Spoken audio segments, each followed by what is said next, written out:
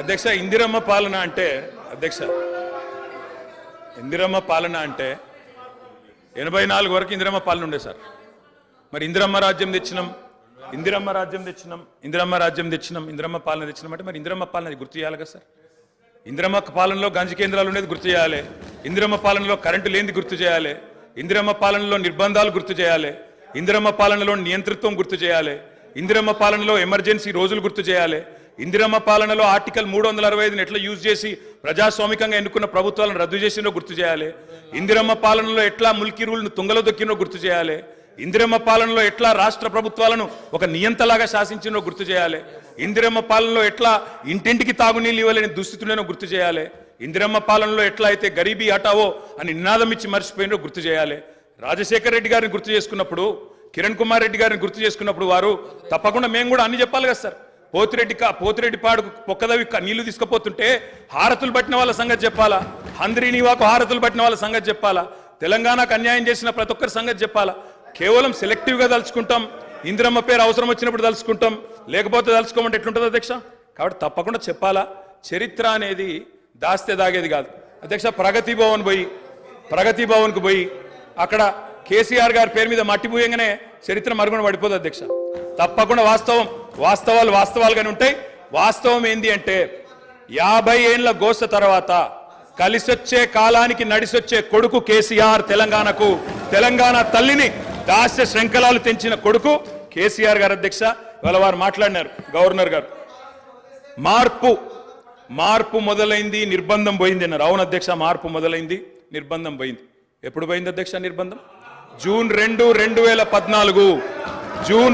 2014 నాడు దాస్య శృంఖలాల నుంచి శ్రీశ్రీ గారు చెప్పినారు అధ్యక్ష, బానిసకొక బానిస అని.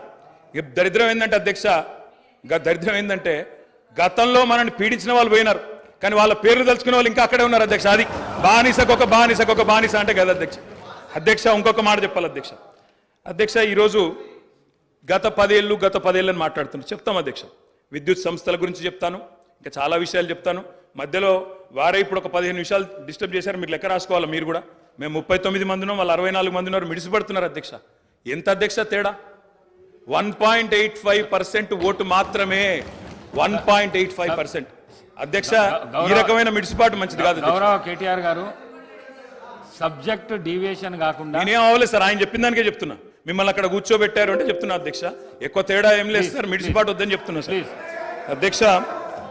నీళ్లు, నిధులు, నియామకాలు, ఇది మా ఉద్యమ నినాదం.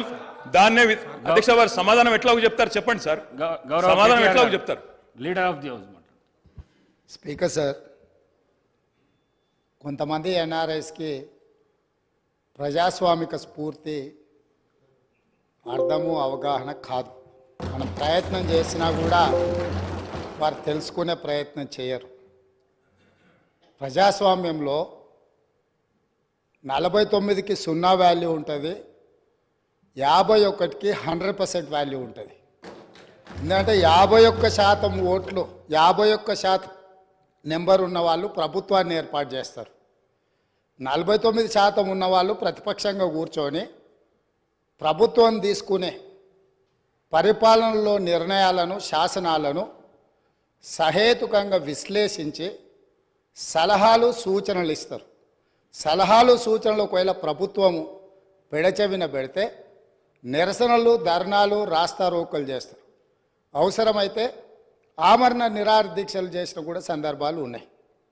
ఆ స్పిరిట్ను తీసుకోవాలి తప్ప వాళ్ళు 64 ఉన్నారు, మేము 39 మంది ఉన్నాం, మేము అచ్చోసిన ఆంబోతుల్లాకున్నాం, మేము పోడియంలోకి వచ్చి కుస్తీలు కొట్లాడతాం, ఈ రకమైన భాష వారి గౌరవానికి కానీ ఈ సభను నడిపించుకోవడానికి కానీ సహకరించదు.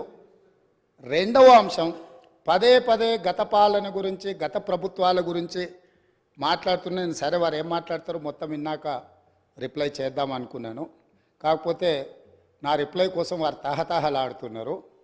గత పాలనలో యూత్ కాంగ్రెస్ వైస్ ప్రెసిడెంట్గా కల్వకుంట్ల చంద్రశేఖరరావుకు అవకాశం ఇచ్చిందే కాంగ్రెస్ పార్టీ.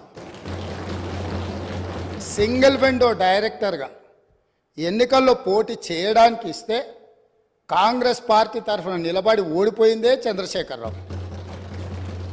గత పాలనలో ఎంపీగా గెలిపించిందే కాంగ్రెస్ పార్టీ. గత పాలనలో షిప్పింగ్ మినిస్టర్ ఇచ్చిందే కాంగ్రెస్ పార్టీ. ఆ తర్వాత కార్మిక శాఖ మంత్రి ఇచ్చిందే కాంగ్రెస్ పార్టీ. అంతెందుకు ఇక్కడ సభ్యుడు ఉన్నాడు, వారు కూడా వారి కుటుంబ సభ్యులే. ఎమ్మెల్యే కాకుండానే మంత్రిని చేసి తర్వాత ఎమ్మెల్యేగా ఎన్నిక చేయడానికి సహకరించిందే కాంగ్రెస్ పార్టీ. ఈరోజు వాళ్ళు ఏ పేరైతే వినోద్ అనుకుంటున్నారో ఆ రాజశేఖర రెడ్డి గారే ఆ మంత్రివర్గంలోనే గత ఆర్థిక శాఖ మంత్రి సిద్దిపేట ఎమ్మెల్యే గారు ఎమ్మెల్యే పదవి లేకుండా మంత్రిగా ప్రమాణ స్వీకారం చేసిండ్రు. రాజశేఖర రెడ్డి గారి నాయకత్వమే ఈ దేశానికి బలమైన నాయకత్వం అని అందులో పనిచేసిండ్రు. మూడవది పోతిరెడ్డి పాడు పొక్క పెద్దది చేసినప్పుడు కీర్తి